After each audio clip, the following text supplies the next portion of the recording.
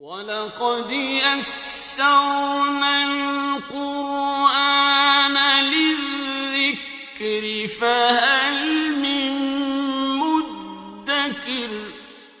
الحمد لله رب العالمين والصلاة والسلام على أشرف الأنبياء والمرسلين، أما بعد فأعوذ بالله من الشيطان الرجيم من همزه ونفخه ونفثه، بسم الله الرحمن الرحيم، رب اشرح لي صدري ويسر لي أمري واحلل عقدة من لساني يفقه قولي، اللهم انفعنا بما علمتنا وعلمنا ما ينفعنا وزدنا علما، فبشر عبادي الذين يستمعون القول فيتبعون أحسنه، أولئك الذين هداهم الله وأولئك هم أولو الألباب۔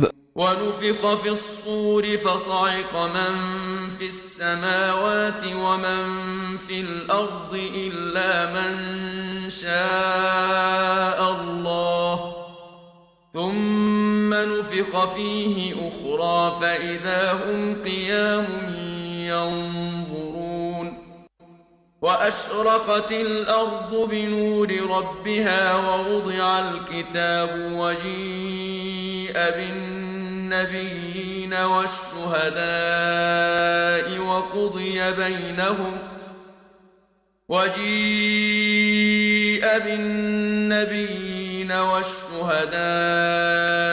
وقضي بينهم بالحق وهم لا يظلمون، ووفيت كل نفس ما عملت وهو أعلم بما يفعلون، وسيق الذين كفروا إلى جهنم زمرا حتى إذا جاءوها فتحت أبوابها وقال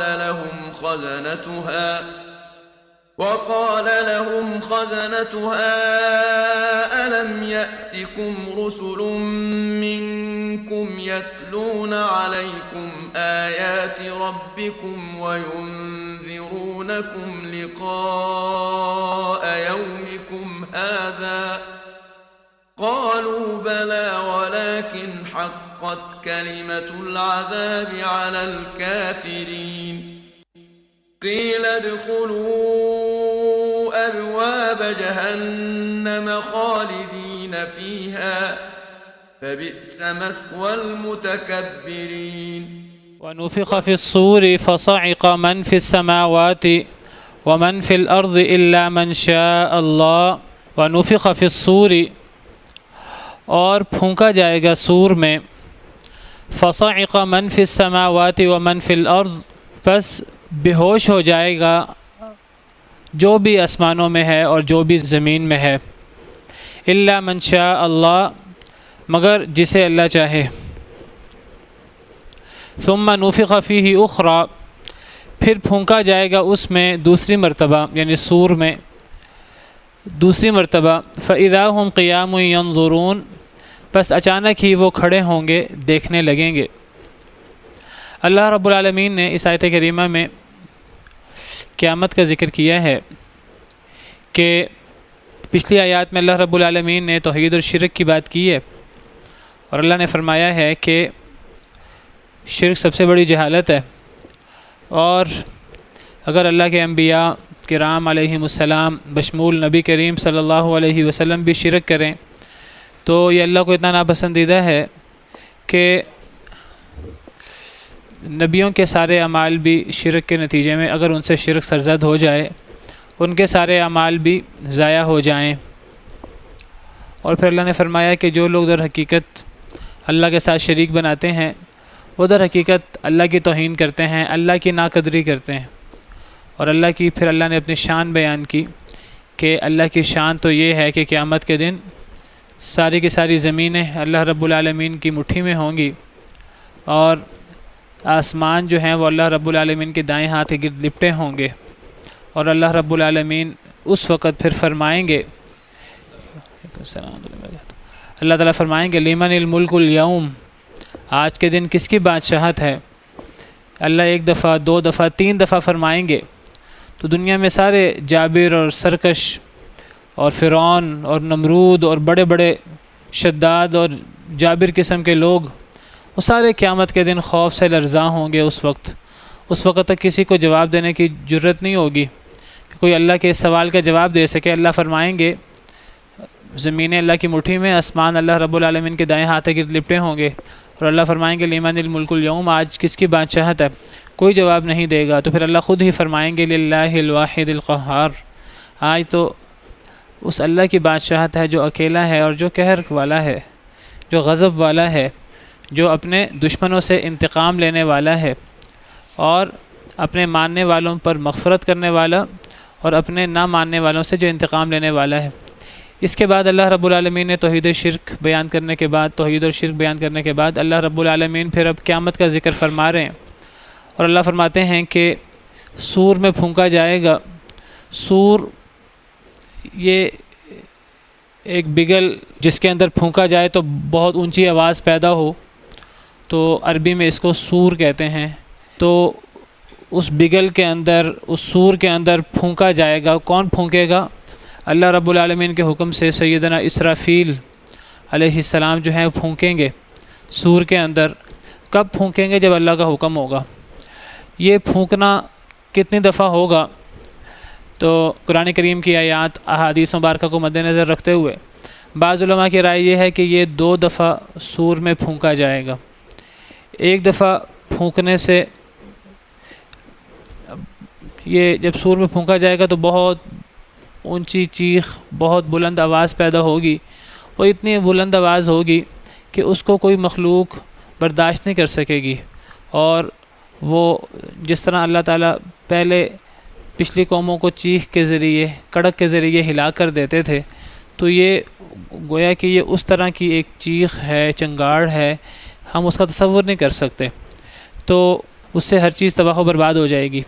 تو جو قیامت واقع ہوگی، جب یہ زمین و آسمان اور ہر چیز تباہ ہو جائے گی، جب زمین ریزہ ریزہ ہو جائے گی، اور جب سورج اور چاند اور ستارے جو ہے سورج لپیٹ دیا جائے گا، اور چاند اور ستارے سب بے نور ہو جائیں گے، سب ٹوٹ پھوٹ کا شکار ہو جائیں گے، ہر چیز تباہ و برباد ہو جائے گی، تو پہلا سور جب پھونکا جائے گا تو گویا کہ قیامت قائم ہو جائے گی۔ اور دوسرا سور وہ پھونکا جائے گا تو ایک تو قیامت کے موقع پر جب قیامت قائم ہوگی، قیامت تو جو اس کائنات کے بدترین لوگ ہیں ان پر قیامت قائم ہوگی، وہ لوگ جو سب سے آخر میں دنیا میں موجود ہوں گے۔ حضرت آدم علیہ السلام سے لے کر لوگ پیدا ہوتے چلے آ رہے ہیں، اور ایک نسل، اس کے بعد دوسری نسل، یہ سلسلہ جاری ساری ہے، اور پھر لوگ مرتے بھی جاتے ہیں، جس کا وقت پورا ہو جاتا ہے وہ لوگ فوت ہو جاتے ہیں، اللہ کے پاس چلے جاتے ہیں۔ تو جب پہلا سور پھونکا جائے گا، جب قیامت قائم ہوگی، تو دنیا کے آخری لوگ موجود ہوں گے، اور وہ بدترین لوگ ہوں گے، ان پر یہ قیامت قائم ہوگی پہلی دفعہ سور پھونکے جانے پر۔ اب جب قیامت قائم ہوگی تو اس وقت جو باقی بچے کھچے لوگ ہوں گے وہ سب مر جائیں گے، کوئی بھی باقی نہیں بچے گا۔ اور پھر جب دوسرا سور پھونکا جائے گا تو جو لوگ قیامت کے دن فوت ہوئے تھے وہ لوگ بھی، اور وہ لوگ جو سیدنا آدم علیہ السلام کے زمانے سے لے کر قیامت تک پہلے فوت ہو چکے ہیں، وہ سب زندہ ہو جائیں گے دوسری دفعہ سور پھونکے جانے پر۔ تو بعض مفسرین کی رائے کے مطابق 2 دفعہ سور پھونکا جائے گا۔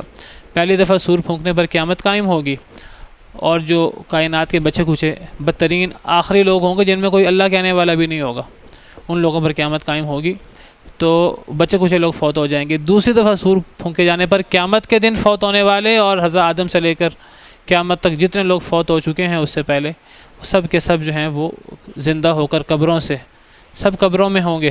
قبر سے مراد ضروری نہیں ہے کہ یہ جو جس قبر میں لوگوں کو دفنایا جاتا ہے وہ قبر ہو، انسان مرنے کے بعد جہاں بھی ہوتا ہے تو وہ انسان کی قبر ہی ہے۔ وہ انسان، اس کو قبر میں دفنا دیا گیا، یا اس انسان کو کسی درندے نے کھا لیا، وہ درندے کا پیٹ ہی اس کی قبر بن گیا، یا جو انسان جو ہے وہ سمندر میں ڈوب کر ہلاک ہو گیا، یا جو کسی بھی طریقے سے جل کر، اللہ نہ کرے کوئی ہلاک ہو جائے، اس کی راکھ بن جائے، تو وہ جہاں بھی ہوتا ہے اس کی راکھ ہوا میں اڑ جائے، اس کی راکھ جہاں بھی ہوگی وہی جگہ اس کی قبر ہوگی گویا کہ۔ تو سب لوگ اپنی قبروں سے نکل کر میدان محشر میں اکٹھے ہوں گے دوسرا سور پھونکے جانے پر۔ بعض علماء کے نزدیک 3 سور ہیں، 3 دفعہ سور پھونکا جائے گا۔ ایک دفعہ تو روز قیامت، جب قیامت کے دن جو بچے کچے لوگ ہیں، آخری بدترین لوگ ہیں، تو ایک دفعہ تو جب سور پھونکا جائے گا، پہلا سور تو اس پہ تو اتفاق ہے کہ وہ روز قیامت والا سور ہے، تو دوسری رائے کے مطابق کل 3 ہے۔ تو پہلا قیامت کے دن والا، دوسرا وہ کہتے ہیں کہ پھر اس کے بعد لوگ زندہ ہوں گے، پھر ایک سور پھونکا جائے گا، اس سے جتنے لوگ ہیں سب بے ہوش ہو جائیں گے۔ بعض لوگ اس کو دوسرا سور کہتے ہیں کہ اس سے سب بے ہوش ہو جائیں گے، اور پھر تیسرا سور پھونکا جائے گا کہ اب وہ جو بے ہوش لوگ ہیں تو اب وہ ہوش میں آئیں گے۔ تو بعض مفسرین کے مطابق کل 3 سور ہیں اور بعض کے مطابق 2 سور ہیں، بہرحال 2 تو طے ہیں۔ تو بعض مفسرین کے مطابق ان کے درمیان ایک تو وہ کہتے ہیں نفخہ قیامت ہے، نفخہ کہتے ہیں پھونکنے کو، ایک تو نفخہ قیامت ہے، بعض کہتے ہیں ایک نفخہ صاعق ہے جس کا ذکر اس آیت کے شروع میں ہوا، وَنُفِخَ فِي الصُّورِ فَصَعِقَ۔ نفخہ صاعق یعنی بے ہوشی، صاعق کا لفظ مطلب بے ہوشی ہوتا ہے۔ اور تیسرا ہے کہ وہ جو نفخہ قیام آپ اس کو کہہ لیں، جب سب لوگ جو ہیں وہ پھر ہوش میں آ جائیں گے، تیسرا جو سور ہے۔ تو بعض علماء کے رائے کے مطابق یہ 3 سور ہیں، اور بعض علماء کے رائے کے مطابق کل 2 ہی ہیں۔ وہ کہتے ہیں یہ جو صاعق ہے اس سے مراد وہ قیامت والا پہلا سور مراد ہے۔ یہاں صاعق یعنی بے ہوشی سے مراد یا موت ہے، کہ جب سور پھونکا جائے گا، یعنی جب سیدنا اسرافیل علیہ السلام اللہ کے حکم سے سور پھونکیں گے تو جتنے بھی آسمان میں لوگ ہیں، زمین میں لوگ ہیں، سب فوت ہو جائیں گے، سب بے ہوش ہو جائیں گے۔ یہاں بے ہوشی سے مراد موت ہے، جو 2 سور کے قائل ہیں وہ کہتے ہیں یہاں بے ہوشی سے مراد موت ہے اور اس سے مراد قیامت کا دن ہے۔ تو قیامت کے دن زمین و آسمان کی جتنی مخلوق ہے، زمین میں جتنے انسان اور جن اور چرند اور پرند اور درندے اور جو کچھ مخلوقات ہیں، ساری کی ساری بدہوش ہو جائیں گی، مر جائیں گی۔ آسمانوں میں بھی فرشتے اور سب بے ہوش ہو جائیں گے، مر جائیں گے، الا من شاء اللہ، مگر جسے اللہ چاہے۔ ضروری نہیں سب مخلوقات فوت ہوں، ممکن ہے کہ بعض فوت نہ ہوں، بلکہ ایسے ہوں گے جو فوت نہیں ہوں گے۔ مثال کے طور پر جن فرشتوں نے اللہ کے عرش کو اٹھایا ہے وہ، یا اور ممکن ہے حضرت جبریل، حضرت میکائیل، ان میں سے کوئی فوت نہ ہو، جن کے بارے میں اللہ کا فیصلہ ہوگا کہ یہ نہ مریں تو وہ نہیں مریں گے، ورنہ سب مر جائیں گے۔ ان دونوں کے درمیان وقفہ کا ذکر بھی حدیث میں آتا ہے۔ حدیث میں آتا ہے کہ سور پھونکا جائے گا تو قیامت قائم ہو جائے گی، پھر دوسرا سور پھونکا جائے گا تو سب کے سب زندہ ہو جائیں گے۔ تو ایک حدیث میں ان دونوں سور کے درمیان وقفے کا ذکر بھی ہے۔ حضرت ابو ہریرہ راوی ہیں اس حدیث کے، صحیح حدیث ہے کہ صحابہ کرام حضرت ابو ہریرہ کے شاگردوں نے ان سے پوچھا، جب حضرت ابو ہریرہ نے یہ حدیث بیان کی، یہ حدیث بھی ہے جس طرح یہ آیت ہے جس میں 2 سور کا ذکر ہے، اسی طرح حدیث میں بھی 2 سوروں کا ذکر ہے۔ تو حضرت ابو ہریرہ سے سوال کیا گیا، ان کے شاگردوں نے سوال کیا جب انہوں نے حدیث بیان کی 2 سور والی، اور انہوں نے بتایا کہ جب دوسری دفعہ لوگ پیدا ہوں گے تو وہ اس طرح پیدا ہوں گے جس طرح نباتات اگتی ہے، تو لوگ اس طرح کر کے دوسری دفعہ جب پیدا ہوں گے تو وہ اگیں گے جس طرح جو ہے وہ نباتات زمین سے اگتی ہے، اس طرح کر کے اگیں گے۔ تو حضرت ابو ہریرہ سے سوال ہوا کہ ان 2 سور کے درمیان کتنا فاصلہ ہوگا؟ تو حضرت ابو ہریرہ نے فرمایا 40۔ تو آپ کے شاگردوں نے پوچھا 40 سے مراد کیا ہے؟ 40 دن؟ حضرت ابو ہریرہ کہنے لگے کہ میں یقین سے نہیں کہہ سکتا کہ 40 دن ہے۔ 40 مہینے سوال ہوا، آپ فرمایا کہ میں یقین سے نہیں کہہ سکتا۔ پھر سوال ہوا 40 سال، فرمایا کہ میں یقین سے نہیں کہہ سکتا۔ 40 کا لفظ انہیں یاد تھا حضرت ابو ہریرہ کو، لیکن اب یہ یاد نہیں تھا کہ نبی صلی اللہ علیہ وسلم نے 40 دن کا لفظ بولا کہ 40 مہینوں کا لفظ بولا کہ 40 سال کا لفظ بولا۔ تو یہ درمیان میں 40 کا فاصلہ ہوگا دونوں سور کے درمیان، واللہ عالم۔ بہرحال ہمیں کوئی بہت زیادہ مطلب نہیں ہے اس سے کہ کتنا فاصلہ ہوگا، جتنا فاصلہ بھی ہوگا بس ہمارا ایمان یہ ہونا چاہیے کہ کم از کم 2 سور تو ہیں۔ نہیں، جب قیامت قائم ہوگی اس وقت کوئی لا الہ الا اللہ کہنے والا، اللہ کہنے والا کوئی نہیں ہوگا، اور وہ بدترین لوگ ہوں گے جن پر قیامت قائم ہوگی۔ تو گویا کہ حضرت عیسیٰ کے بعد اتنا وقت گزرے گا کہ وہ جو مسلمان ہیں اب وہ یا ان کی اولاد اور ان کی اولاد کی اولاد دوبارہ کفر کی طرف پلٹ جائے، اور وہ بدترین لوگ ہوں گے جن پر قیامت قائم ہوگی۔ اور حدیث میں آتا ہے کہ وہ جانوروں کی طرح سر عام زنا اور فحاشی کریں گے اور ان کو کسی کی کوئی شرم نہیں ہوگی، اور وہ بدترین لوگ ہوں گے۔ اور لا الہ الا اللہ کہنے والے نہیں ہوں گے اور اللہ کہنے والا کوئی نہیں ہوگا، اور خانہ کعبہ بھی ٹوٹ پھوٹ کا شکار ہو چکا ہوگا اس سے پہلے۔ قرآن کریم کو جب کوئی پڑھنے والا نہیں ہوگا تو قرآن کریم کو اٹھا لیا جائے گا۔ قرآن کریم اللہ کا کلام ہے اور اللہ نے اس کی حفاظت کی ذمہ داری لی ہے، اور یہ دنیا میں موجود ہے جب تک مسلمان موجود ہیں۔ جب کوئی مسلمان نہیں رہے گا، جب کوئی قرآن کریم پڑھنے والا نہیں رہے گا اور سارے قرآن کے دشمن اور مخالف ہوں گے تو قرآن کریم کو اٹھا لیا جائے گا۔ قرآن کریم کو کوئی دنیا سے ختم نہیں کر سکتا، کوئی اس کو اس کے اندر تحریف کی، اس کے اندر تبدیلی کی کوئی کوشش بھی کرے تو وہ اپنی کوشش میں کامیاب نہیں ہو سکتا۔ تو قرب قیامت قرآن کو بھی اٹھا لیا جائے گا، خانہ کعبہ بھی ٹوٹ پھوٹ کا شکار ہو جائے گا۔ تو وہ جو بدترین لوگ ہوں گے جن میں کوئی لا الہ الا اللہ کہنے والا، اللہ کہنے والا کوئی نہیں ہوگا، ایسے بدترین لوگوں پر قیامت قائم ہوگی۔ اور یہ قیامت جو ہے یہ کتنی دور ہے، جب ہم قیامت کی نشانیاں دیکھتے ہیں اور جب ہم یہ دیکھتے ہیں کہ عیسیٰ نے آنا ہے، دجال نے آنا ہے، سورج کے مغرب سے نکلنا ہے اور دابۃ الارض نے نکلنا ہے اور 3 دفعہ خسف ہوگا، ایک مشرق میں ایک مغرب میں۔ خسف کا مطلب ہوتا ہے کہ زمین پھٹ جائے اور زمین کے اندر قوموں کی قومیں دھنس جائیں، تو یہ 3 بڑے بڑے خسف ہونے ہیں۔ قرب قیامت بہت زیادہ یہ ہوگا کہ زمین پھٹ جائے گی اللہ کے غضب سے اور اس زمین کے اندر لوگ دھنس جائیں گے۔ اللہ جب غضب ناک ہوں گے لوگوں پر تو اللہ لوگوں کو زمین میں دھنسا دیں گے۔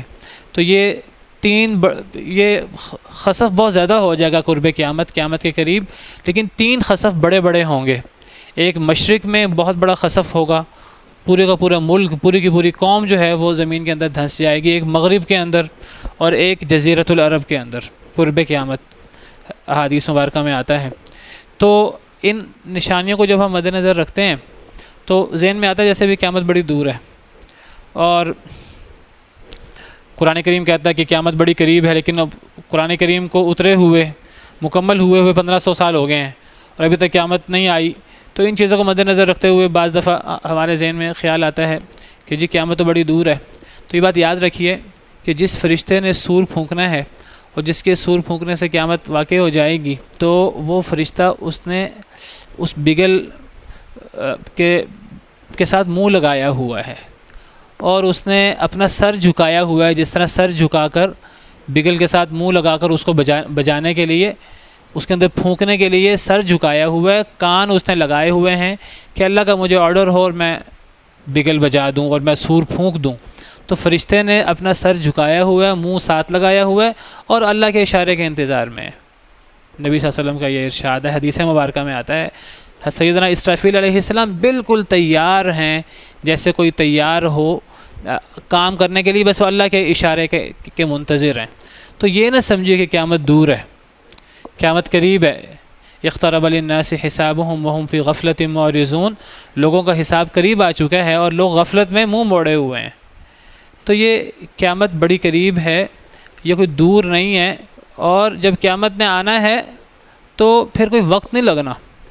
اللہ فرماتے ہیں وَلِلَّهِ غیب السماوات والارض، زمین و آسمان کا غیب اللہ رب العالمین کے پاس ہے۔ اللہ جانتے ہیں زمین و آسمان کے ہر علم کو اور زمین و آسمان کے ہر غیب کو، اور اللہ فرماتے ہیں وَمَا أَمْرُ السَّاعَةِ إِلَّا كَلَمْحِ الْبَصَرِ أَوْ هُوَ أَقْرَبُ، اور جو قیامت کا معاملہ ہے یہ پلک جھپکنے کی طرح ہے یا اس سے بھی زیادہ قریب ہے۔ وَمَا أَمْرُ السَّاعَةِ إِلَّا كَلَمْحِ الْبَصَرِ، نہیں ہے قیامت کا معاملہ مگر پلک جھپکنے کی طرح، جس طرح ہم پلک جھپکتے ہیں اور کوئی وقت نہیں لگتا، 1 سیکنڈ کے اندر یہ ہو جاتا ہے، تو قیامت نے جب واقع ہونا ہے، جب آنا ہے، تو اس طرح 1 سیکنڈ کے اندر یا اس سے بھی قریب۔ ہم کہتے ہیں اگر تباہی شروع ہوگی قیامت کی تو قیامت واقع ہوتے ہوتے ہی ممکن ہے کہ کئی دن، کئی مہینے، کئی سال لگ جائیں، ایسی کوئی بات نہیں ہے۔ قیامت ایک قریب ہے، کسی وقت بھی آ سکتی ہے، اور جب قیامت قائم ہوگی تو پلک جھپکنے کے اندر قائم ہو جائے گی۔ کسی کو سر کھجانے کی، کسی کو کلمہ پڑھنے کی، کسی کو توبہ کرنے کی توفیق نہیں ملے گی، بلکہ بعض احادیث میں تو صحیح بخاری وغیرہ کی احادیث ہیں، نبی صلی اللہ علیہ وسلم نے قیامت کی وہ کیفیت بھی بیان کی ہے کہ قیامت جب واقع ہوگی تو اس وقت کیا کیفیت ہوگی اور کس طرح کا معاملہ ہوگا۔ آپ نے فرمایا کہ 2 لوگوں نے، یعنی لوگ جب قیامت قائم ہوگی اس وقت لوگوں کو بالکل وہم و گمان میں بھی نہیں ہوگا کہ قیامت ہونے والی ہے۔ لوگ خرید و فروخت کر رہے ہوں گے بازار کے اندر، کپڑا بچھایا ہوا ہوگا، بیچنے والے نے کپڑا خریدار کے سامنے رکھا ہوگا، وہ ریٹ وغیرہ طے کر رہے ہوں گے، وہ کپڑا ابھی خریدنے والا خریدے گا نہیں، بیچنے والا اس کو اٹھا کر دوبارہ اٹھا کے رکھے گا نہیں، قیامت قائم ہو جائے گی، ابھی وہ کپڑا خریدے گا نہیں۔ ایک کھانا کھانے والا کھانا کھا رہا ہوگا، وہ لقمہ اس نے اٹھایا ہوگا، ایک بندے کو پتہ ہو قیامت آ رہی ہے، کوئی لقمہ اٹھائے گا کھانا کھائے گا، اس کے وہم و گمان میں بھی نہیں ہوگا کہ قیامت آ رہی ہے، وہ کھانا کھا رہا ہوگا، لقمہ اس نے اٹھایا ہوگا، اور حدیث میں آتا ہے بھی لقمہ منہ کی طرف نہیں لے کے گیا ہوگا، قیامت واقع ہو جائے گی۔ اتنی جلدی جب قیامت قائم ہوگی تو اس طرح جو ہے وہ اچانک قیامت آئے گی۔ اور پھر حدیث میں آتا ہے ایک بندہ جو ہے وہ اپنا حوض تالاب اس کی لپائی کر رہا ہوگا، اس کی مرمت کر رہا ہوگا، ابھی وہ اس کی لپائی مکمل نہیں کر سکے گا کہ قیامت قائم ہو جائے گی۔ تو قیامت جو ہے وہ بہت نزدیک ہے، اور ہمیں قیامت کے لیے ہر وقت تیار ہونا ہے، ہمیں غفلت کا شکار نہیں ہونا، جس کا ذکر اللہ نے فرمایا ہے اقترب للناس حسابهم وهم فی غفلۃ معرضون۔ جب ایک انسان مر جاتا ہے آپ سمجھے اس کی تو قیامت قائم ہو جاتی ہے۔ اب وہ جو بڑی قیامت ہے وہ تو اس شخص کے لیے ہے جو بدترین لوگ ہیں، جن پر قیامت قائم ہوگی۔ جو بندہ مر جائے گا اس کی تو قیامت قائم ہو جائے گی۔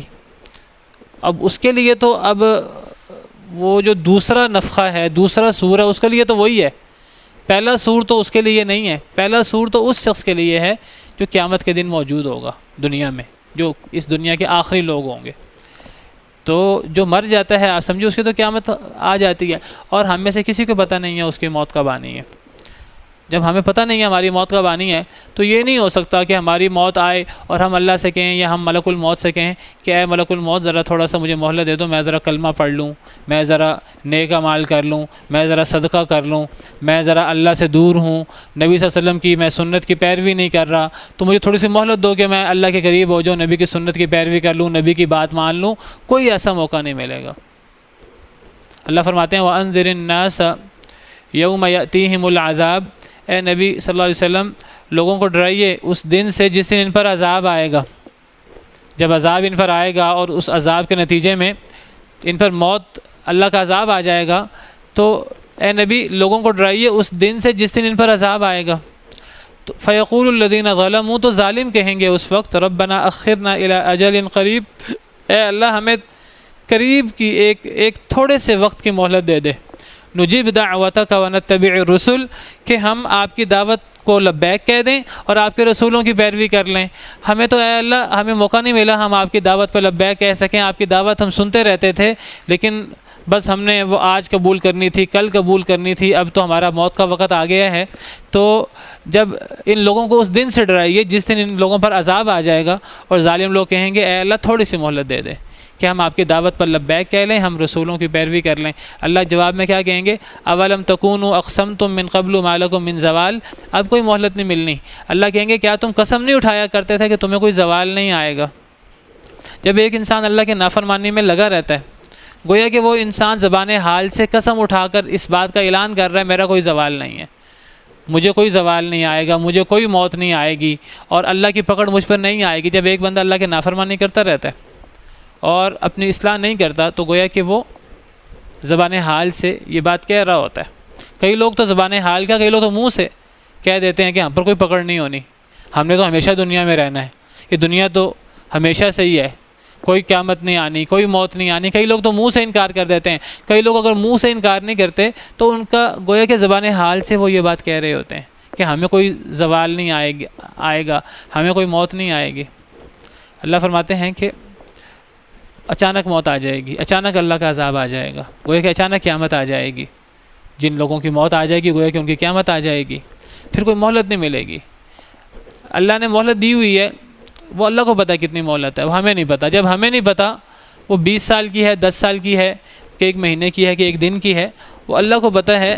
جب وہ وقت آ جاتا ہے فَإِذَا جَاءَ أَجَلُهُمْ لَا يَسْتَأْخِرُونَ سَاعَةً وَلَا يَسْتَقْدِمُونَ، پھر ایک گھڑی بھی وہ وقت نہ آگے ہو سکتا نہ پیچھے ہو سکتا، اور پھر وہ بتائے بغیر آتا ہے، وہ بتا کر نہیں آتا۔ تو انسان کا کام کیا ہے؟ انسان ہر وقت اس قیامت، اس موت کی گھڑی کے انتظار میں رہے، اور انسان اس کے لیے اپنی اصلاح پہلے کر کے رکھے۔ تو اللہ فرماتے ہیں ونفخ فی الصور، اور سور میں پھونکا جائے گا، فصعق من فی السماوات ومن فی الارض، تو بے ہوش ہو جائے گا یا مر جائے گا ہر وہ شخص یا ہر وہ چیز جو آسمانوں میں ہے اور جو زمین میں ہے، الا من شاء اللہ، مگر جسے اللہ چاہے، جسے اللہ چاہے گا وہ نہیں مرے گا، باقی سب مر جائیں گے۔ ثم نفخ فیہ اخری، پھر دوسری دفعہ پھونکا جائے گا اس سور میں، یہ پھونکنے والے سیدنا اسرافیل علیہ السلام ہوں گے، پھر دوسری دفعہ پھونکا جائے گا اس میں، اس سور میں، اس بگل میں، فَإِذَا هُمْ قِيَامٌ يَنظُرُونَ، بس اچانک ہی وہ کھڑے ہو کر دیکھنے لگیں گے۔ جب دوسری دفعہ سور میں پھونکا جائے گا سب زندہ ہو جائیں گے، صرف زندہ نہیں ہوں گے، وہ تو اس طرح قبروں سے نکل کر دوڑیں گے میدان معاشر کی طرف جیسے ان کے پیچھے کوئی چیز لگی ہوئی ہے، تیزی سے دوڑ کر میدان معاشر میں اکٹھے ہوں گے، اگرچہ ان کو پتہ ہے کہ اب ہم نے یہاں ہمارے لیے کوئی خیر نہیں ہے، اب ہمارے لیے کوئی نعمتیں نہیں ہیں، لیکن گویا کہ لاشعوری طور پر اللہ کے حکم پر عمل کرتے ہوئے وہ تیزی سے میدان معاشر کی طرف اکٹھے ہوں گے، چاہے وہ مسلمان ہیں چاہے وہ کافر ہیں۔ اللہ فرماتے ہیں یوم یخرجون من الاجداث سراعا کانہم الی نصب یوفضون، اس دن وہ اپنی قبروں سے تیزی سے اس طرح نکلیں گے اور اس طرح دوڑیں گے میدان معاشر کی طرف جیسے کہ وہ دنیا کے اندر اپنے بت قدوں کی طرف دوڑتے تھے۔ مشرکین مکہ کی عادت یہ تھی کہ صبح کاروبار وغیرہ پر اپنے روزمرہ کی مصروفیت شروع کرنے سے پہلے دوڑ کر اپنے بت قدوں کی طرف جاتے تھے، وہاں جا کر جو انہوں نے تھوڑی اپنی پوجا کرنی ہوتی تھی وہ پوجا کرتے تھے، اور پھر اس کے بعد جو ہے وہ اپنے کام کے لیے نکلتے تھے۔ تو اللہ فرماتے ہیں جس طرح یہ دنیا کے اندر بت قدوں کی طرف دوڑ کر جاتے تھے خوشی خوشی، تو اس طرح قیامت کے دن یہ قبروں سے نکلیں گے اور قبروں سے نکل کر دوڑ کر میدان معاشر کی طرف اکٹھے ہوں گے، سب اکٹھے سب زندہ ہو جائیں گے، سب کھڑے ہو کر دیکھنے لگیں گے۔ وَأَشْرَقَتِ الْأَرْضُ بِنُورِ رَبِّهَا، اور روشن ہو جائے گی زمین اپنے رب کے نور سے۔ اب وہ جو میدان معاشر کی زمین ہوگی وہ اپنے رب کے نور سے روشن ہو جائے گی۔ اس دنیا میں یا قیامت کے دن جتنی بھی روشنی ہے وہ اللہ رب العالمین کے روشنی کرنے کے سبب سے ہے۔ اللہ رب العالمین ہیں جو روشنی کرنے والے ہیں۔ اللہ نور السماوات والارض، سورہ نور کی آیت نور ہے، مشہور آیت ہے۔ اللہ ہی زمین و آسمان کا نور ہے۔ اس کی تفسیر یہ کی گئی ہے اللہ منور السماوات والارض، اللہ ہی زمین و آسمان کو روشن کرنے والے ہیں۔ زمین و آسمان میں جتنی روشنی ہے وہ اللہ کے روشن کرنے سے ہے۔ اللہ نے یہ جتنی روشنی ہمیں نظر آتی ہے دنیا کے اندر، کہ سورج کی روشنی ہو، چاند کی روشنی ہو، دیگر ستاروں کی روشنی ہو، یا جس قسم کی بھی روشنی ہو، یہ اللہ کے روشنی کرنے سے ہے۔ اگر اللہ نہ کریں تو یہ ساری جگہ اندھیرے اندھیرے ہوں۔ اندھیروں کا خالق بھی اللہ ہے اور نور کا خالق بھی اللہ ہے۔ الحمدللہ الذی خلق السماوات والارض وجعل الظلمات والنور، ہر قسم کی تعریف اس اللہ کی ہے جس نے زمین و آسمان کو پیدا کیا ہے۔ وجعل الظلمات والنور، اور نور اور روشنی اور اندھیرے کو بھی وہی پیدا کرنے والا ہے۔ تو ہر چیز کو روشن کرنے والا اللہ رب العالمین، دنیا میں بھی اور روز قیامت بھی۔ تو اللہ اب روز قیامت کا ذکر کر رہے ہیں، دوسرے نفخہ کے بعد کا اللہ ذکر کر رہے ہیں۔ وَأَشْرَقَتِ الْأَرْضُ بِنُورِ رَبِّهَا، اور روشن ہو جائے گی زمین اپنے رب کے نور سے۔ وَوُضِعَ الْكِتَابُ، اور کتاب رکھ دی جائے گی۔ کتاب سے مراد یہاں اعمال نامہ ہے، اعمال نامہ رکھ دیا جائے گا، کتاب رکھ دی جائے گی۔ کیا مطلب اعمال نامہ یا کتاب رکھ دی جائے گی؟ اس کا مطلب یہ ہے کہ ہر شخص کو اس کا اعمال نامہ اس کے ہاتھ میں پکڑا دیا جائے گا۔ نیک لوگوں کو ان کے دائیں ہاتھ میں، اور برے لوگوں کو، اللہ کے نافرمانوں کو ان کے بائیں ہاتھ میں۔ اللہ تعالیٰ فرماتے ہیں کہ فَأَمَّا مَنْ أُوتِيَ كِتَابَهُ بِيَمِينِهِ فَيَقُولُ هَاؤُمُ اقْرَءُوا كِتَابِيَهْ، جس کو اس کا اعمال نامہ اس کے دائیں ہاتھ میں پکڑایا جائے گا تو وہ کہے گا کہ آؤ میرا اعمال نامہ پڑھو۔ وہ خود بھی اعمال نامہ خوش ہو کر دیکھے گا اور لوگوں سے بھی کہے گا کہ آؤ میرا اعمال نامہ پڑھو۔ جس طرح دنیا میں کسی کو رزلٹ ملتا ہے اور اچھا رزلٹ ملتا ہے تو وہ خود بھی خوش ہو کر اس رزلٹ کو دیکھتا ہے، اور اس کا دل ہوتا ہے کہ ہر بندہ میرا رزلٹ دیکھے۔ تو قیامت کے دن جس کو اس کا اعمال نامہ دائیں ہاتھ میں ملے گا گویا کہ وہ کامیاب ہوگا، تو وہ خود بھی خوش ہو کر اس کو پڑھے گا، اور وہ اس کی تمنا ہوگی کاش کہ دنیا کے سارے لوگ میرا اعمال نامہ دیکھیں۔ اور جو دوسرے بدبخت اللہ ہمیں ان لوگوں میں شامل کریں. اور دوسرے بدبخت ہیں وَأَمَّا مَنْ أُوتِيَ كِتَابَهُ بِشِمَالِهِ، جس کو اس کا اعمال نامہ اس کے بائیں ہاتھ میں دیا جائے گا. فَيَقُولُ يَا لَيْتَنِي لَمْ أُوتَ كِتَابِيَهْ، تو وہ کہے گا کاش کہ مجھے میرا اعمال نامہ دیا ہی نہ جاتا، کاش کہ میرے سامنے میرا اعمال نامہ، میرا رزلٹ آتا ہی نہ. جیسے دنیا کے اندر کوئی فیل ہو جاتا ہے، وہ لوگوں سے منہ چھپاتا پھرتا ہے، اس کا دل ہوتا ہے کاش کہ یہ رزلٹ نکلتا ہی نہ. تو اللہ فرماتے ہیں وَوُضِعَ الْكِتَابُ، اب اعمال نامہ رکھ دیا جائے گا سب کے سامنے. وَجِيءَ بِالنَّبِيِّينَ، نبیوں کو لایا جائے گا، وَالشُّهَدَاءِ، اور شہداء کو بھی. یہاں اللہ نے صرف نبیوں اور شہداء کا ذکر کیا ہے، ورنہ نبیوں اور شہداء کے علاوہ نیک لوگ بھی اور برے لوگ بھی، پوری دنیا جو ہے وہ جتنے بھی لوگ ہیں وہ سارے کے سارے لائے جائیں گے. لیکن اللہ نے خصوصیت کے ساتھ اللہ نے نبیوں کا اور شہداء کا ذکر کیا ہے، ان کا اللہ کے ہاں خاص مقام ہے. ورنہ تو ایک ایک بندہ وہاں پیش ہوگا، کافر بھی مسلمان بھی.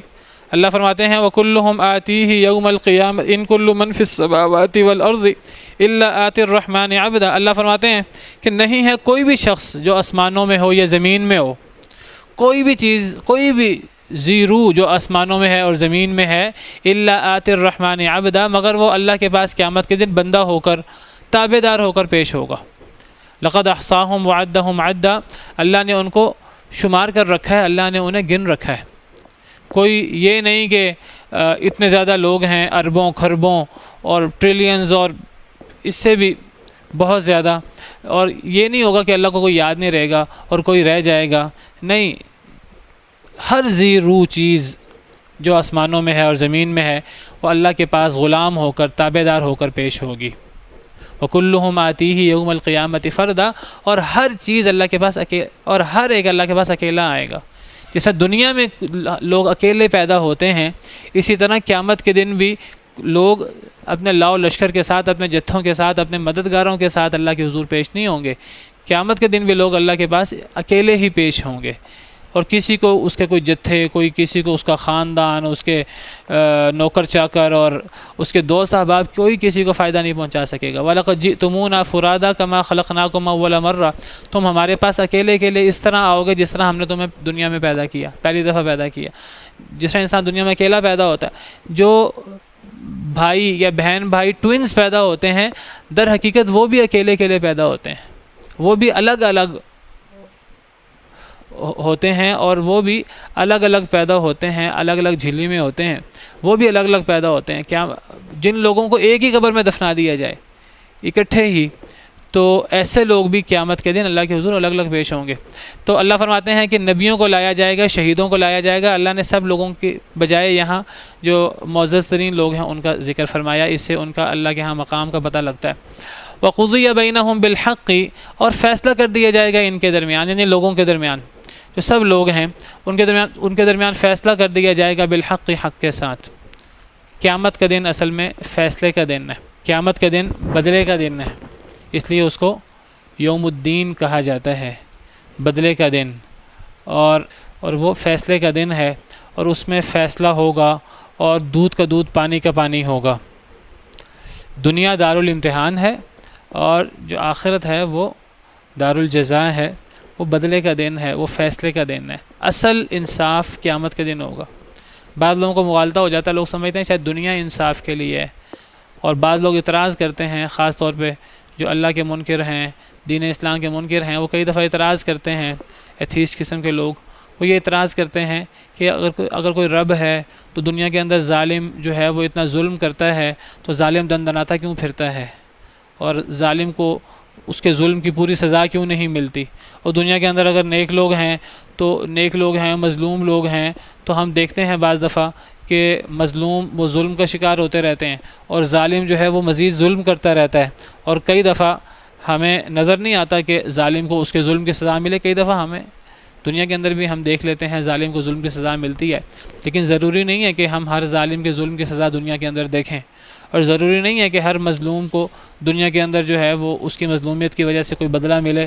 دنیا کے اندر ایسا ہو بھی جاتا ہے، اور کئی دفعہ ہمارے سامنے یہ چیز نہیں آتی. تو اصل میں یہ ان لوگوں کا مغالطہ ہے جو سمجھتے ہیں تو دنیا کے اندر ہر چیز کا انصاف ہوگا. اللہ نے دنیا انصاف کے لیے بنائی نہیں ہے.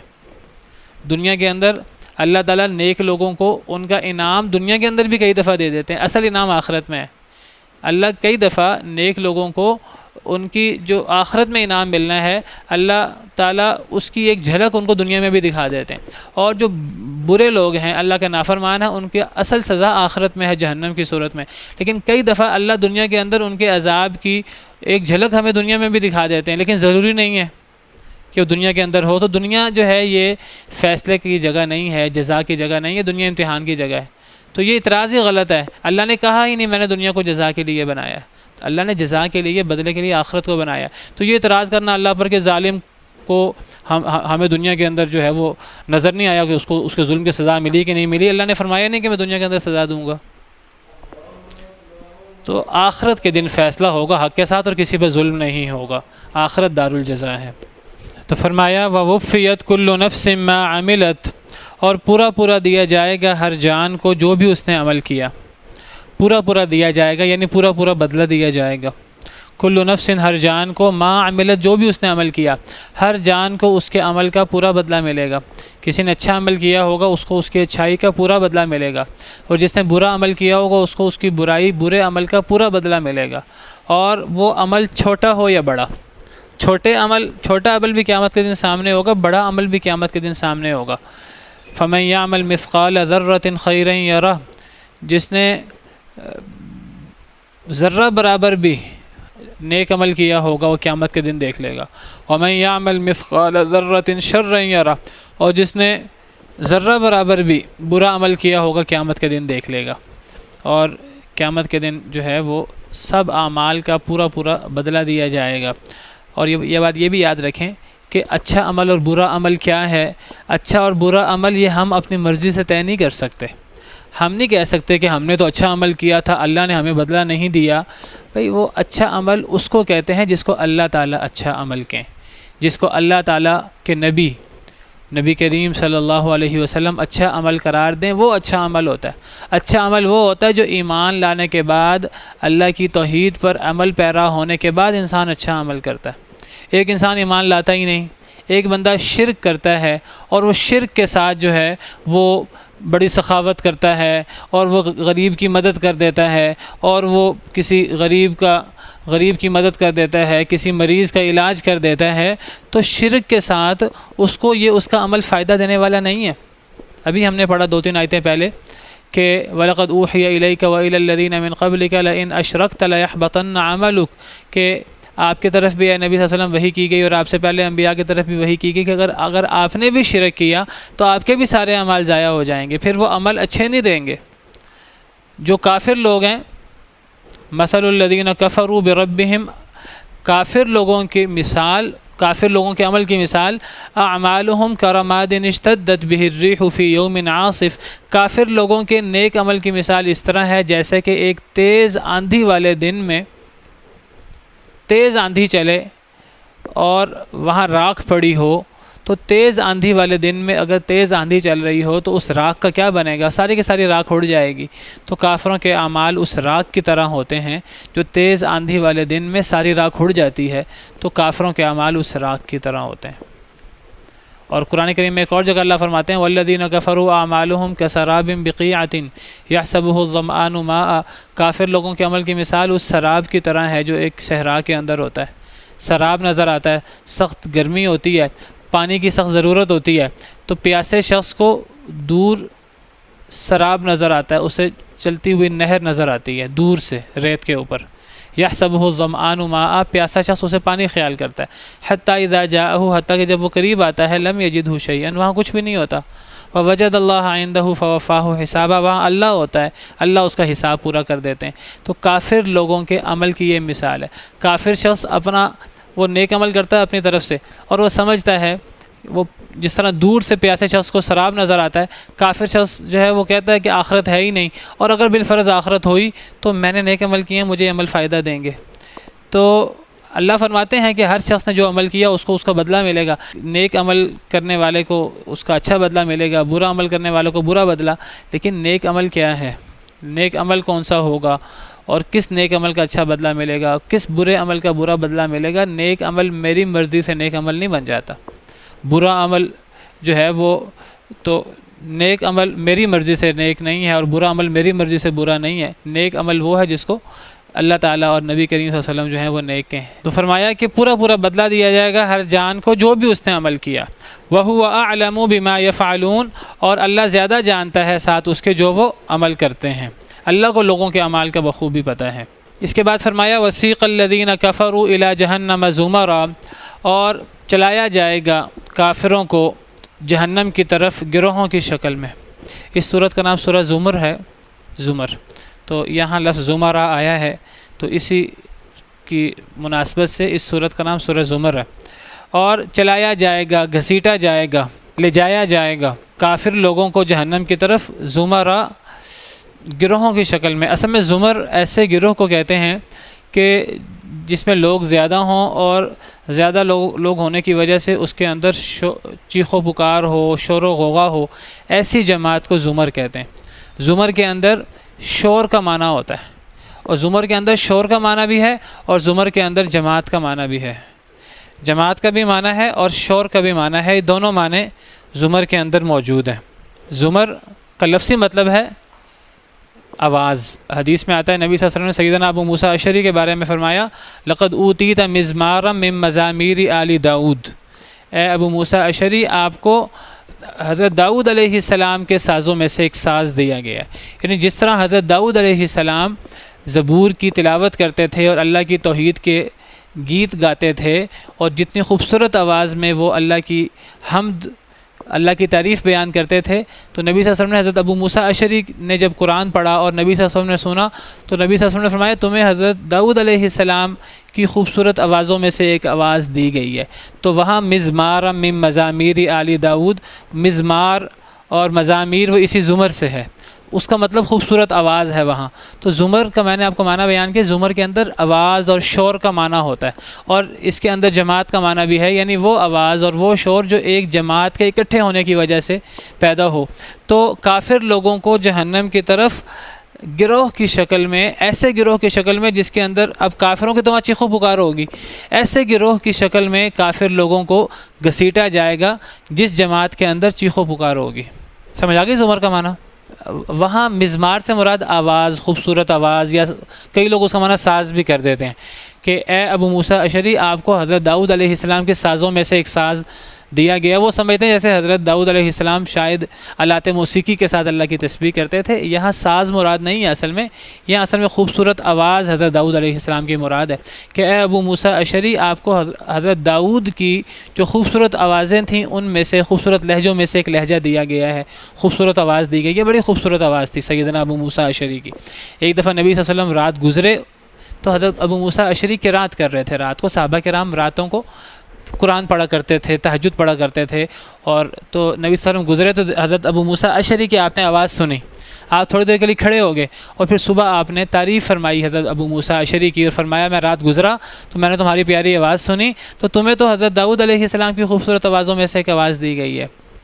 تو وہ حضرت ابو موسیٰ اشعری کہنے لگے اے اللہ کے نبی آپ سن رہے تھے، اگر مجھے پتہ ہوتا آپ سن رہے ہیں تو میں مزید خوبصورت بنا کر قرآن کو پڑھتا۔ اس سے پتہ لگتا ہے کہ قرآن کو خوبصورت بنانے کے لیے ہم تکلف کر کے بھی خوبصورت پڑھ سکتے ہیں۔ تو بہرحال وہاں لفظ مزمار ہے، تو یہ زمر اسی سے ہی ہے۔ زمر کے اندر گویا کہ آواز اور شور کا معنی ہے، اور یہاں اس کے اندر جماعت کا معنی بھی ہے۔ تو کافروں کو گھسیٹا جائے گا، لے جایا جائے گا جہنم کی طرف جماعت کی صورت میں، جس جماعت کے اندر شور و غوغا ہوگا، چیخ و پکار ہوگی، ایسی جماعت مراد ہے۔ حتیٰ اذا جاؤہا، حتیٰ کہ جب وہ آئیں گے اس پر، جہنم پر، جہنم کی طرف ان کو لے جایا جائے گا۔ جب جہنم پر آئیں گے فتحت ابوابہا، تو کھول دیے جائیں گے اس کے دروازے، جہنم کے دروازے کھول دیے جائیں گے کافروں کے استقبال کے لیے۔ ولیعوذ باللہ، کتنا برا استقبال ہوگا یہ۔ جہنم کے دروازے کھول دیے جائیں گے، بلکہ جہنم کے دروازے بھی کھولے جائیں گے، اور جہنم چیخ و پکار شروع کر دے گی، بلکہ ابھی کافر دور ہوں گے، جہنم کی چیخ و پکار چنگاڑ سن رہے ہوں گے کافر لوگ۔ اور قرآن میں تو ہے سورہ ملک کے اندر جو رات کو پڑھی جاتی ہے ہر روز رات کو، اس میں ہے کہ دور سے ہی جب جہنم کافروں کو دیکھے گی تو چیخ و پکار شروع کر دے گی، اس کی آواز ہوگی، اور تکاد تمیز من الغیظ، اس طرح چیخ و پکار کر رہی ہوگی جہنم کہ قریب ہے کہ غصے سے پھٹ پڑے۔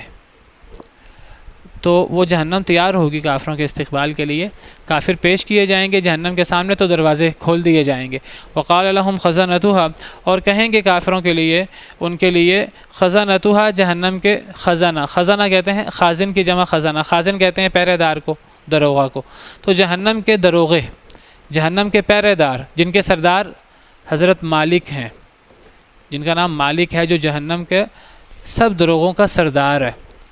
قرآن میں ذکر ہے وَنَادَوْا يَا مَالِكُ لِيَقْضِيَ عَلَيْنَا رَبُّكَ، جہنمی لوگ جہنم میں مالک کو پکاریں گے اور کہیں گے اے مالک، اللہ تو ہماری سنتے نہیں، تو تم اللہ کو ہماری طرف سے یہ دعا کرو کہ اللہ ہمیں موت دے دے. تو کہیں گے ان کے لیے، جہنمیوں کے لیے، جہنم کے دروغہ، جہنم کے پہرے دار کہیں گے الم یأتکم رسل منکم، کیا نہیں آئے تھے تمہارے پاس رسول تم میں سے، یتلون علیکم آیات ربکم، جو پڑھتے تھے تم پر تمہارے رب کی آیتیں، وینذرونکم لقاء یومکم ھذا، اور وہ ڈراتے تھے تمہیں تمہارے اس دن کی ملاقات سے. جہنم کے دروغہ کہیں گے اب آج تم کیا چیخو پکار کر رہے ہو، آج تم اب کیوں چیخو پکار کر رہے ہو، کیا دنیا میں تمہارے پاس اللہ کے رسول نہیں آئے تھے؟ یعنی دنیا میں انسان کا مقصد کیا ہے؟ دنیا میں انسان کے پاس اللہ کے رسول آتے ہیں، اللہ کی دعوت پیش ہوتی ہے، اور انسان کا کام یہ ہے، انسان کا مقصد کیا ہے دنیا میں کہ رسول کی پیروی کرے. تو وہ جہنم کے دروغے ایک ہی بات کریں گے، وہ کہیں گے آج تم چیخو پکار کر رہے ہو، کیا دنیا میں رسول نہیں آئے تھے؟ کیا وہ تمہارے رب کی آیتیں نہیں پڑھتے تھے؟ کیا وہ تمہیں تمہارے اس دن کی ملاقات سے، قیامت کے اس دن کی ملاقات سے تمہیں ڈراتے نہیں تھے؟ ایک ہی بات کریں گے.